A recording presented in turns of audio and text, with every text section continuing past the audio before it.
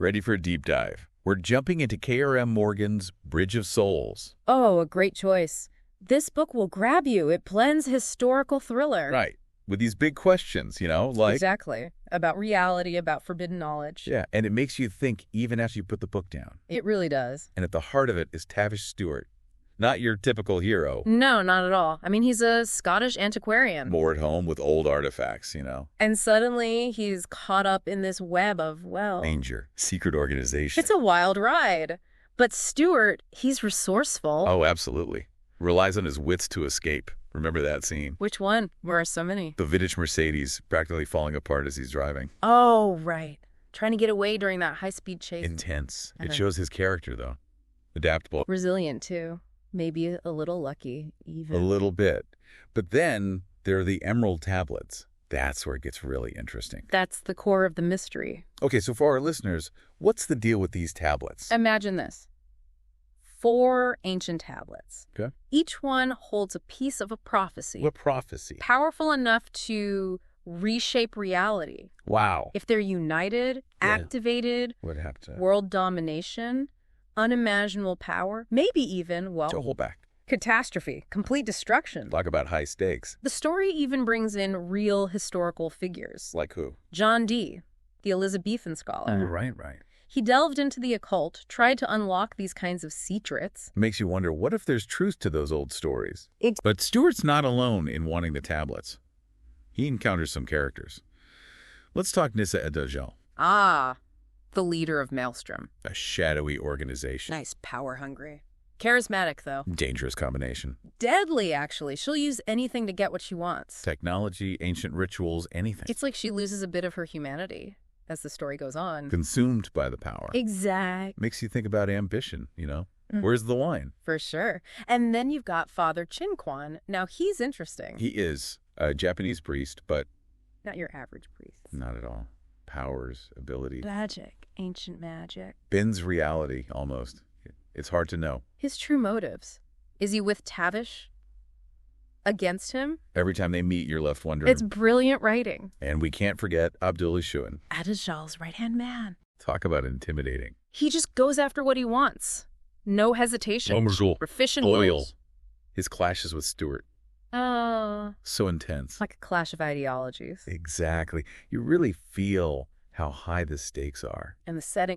We need to talk about Agarthy. Ah, yes. Agarthy. This lost city. It's central to everything. Like something out of a movie. Hidden, mysterious. Dangerous. So we've got ancient prophecies, people racing against each other, this hidden city.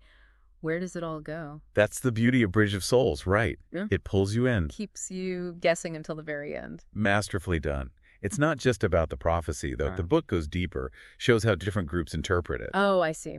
So they each think they know the real meaning. Exactly. And each one believes they hold the key to, to controlling it. To ultimate power. Yeah. Makes sense. Yeah. Everyone wants an edge in this race. It's like a puzzle with all these players making moves. And nobody sees the full picture. Except maybe Morgan, when he was writing it. Maybe. And in the middle of it all, you've got characters like... Like Father Kwan. Yeah, let's talk about him some more. Yeah. So he's got this deep understanding of magic. Ancient magic. Powerful stuff. But his motives, I gotta say... Bit of a mystery. Total mystery.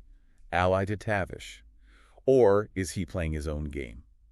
It makes you question, is he good, bad, or somewhere in between? Right. Like, where do his loyalties really lie? You never really know until... it's almost too late. Exactly. And that's what makes him so compelling. Definitely keeps you guessing. Then you have Ishuan.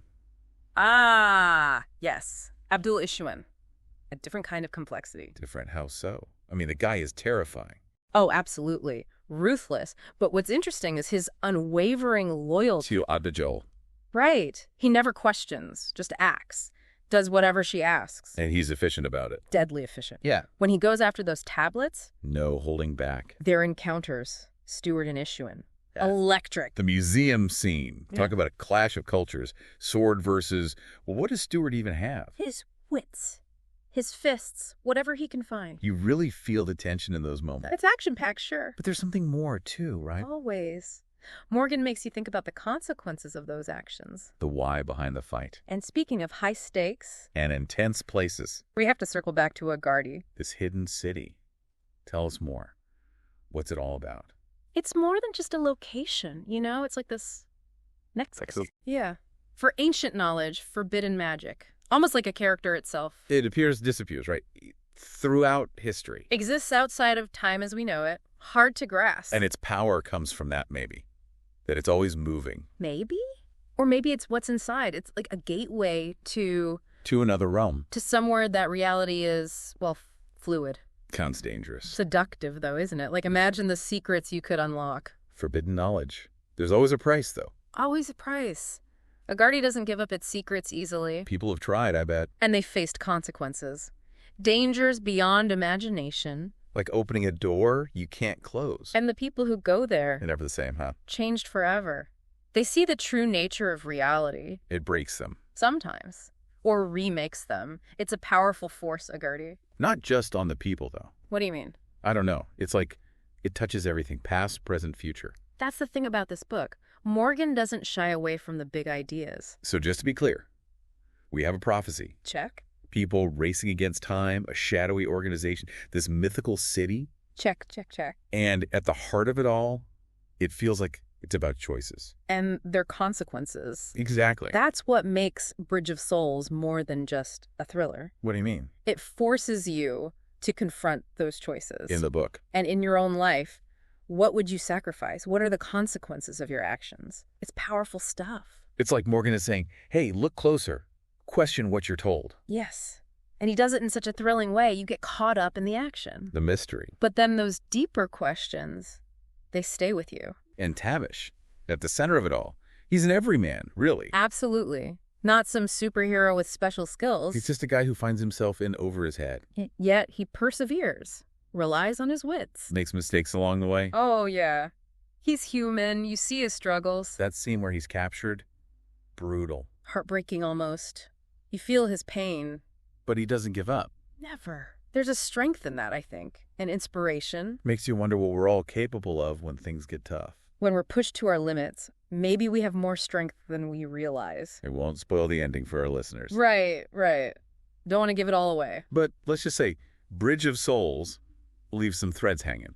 It doesn't wrap everything up in a neat bow. There's a sense of, I don't know, unease, maybe. Like the fight isn't really over. It leaves you thinking, what happens next? To the characters, to the world. And maybe even to us. What choices would we make? Exactly. And that's the sign of a great book, when it stays with you long after you finish it. Keeps those questions buzzing around in your head. Makes you want to talk about it, debate. Exactly. What's real? What matters? What are we willing to fight for? And what price are we willing to pay for the truth? Those are big questions. Bridge of Souls. It reminds us that knowledge is powerful, but it's a double-edged sword. We have to use it wisely. We have to be responsible, think critically, challenge what we're told. Our choices have consequences, big and small. Every action creates a ripple effect. So as we wrap up this deep dive into Bridge of Souls, remember, keep asking those tough questions. Keep searching for answers. And never be afraid to dive deep into the unknown.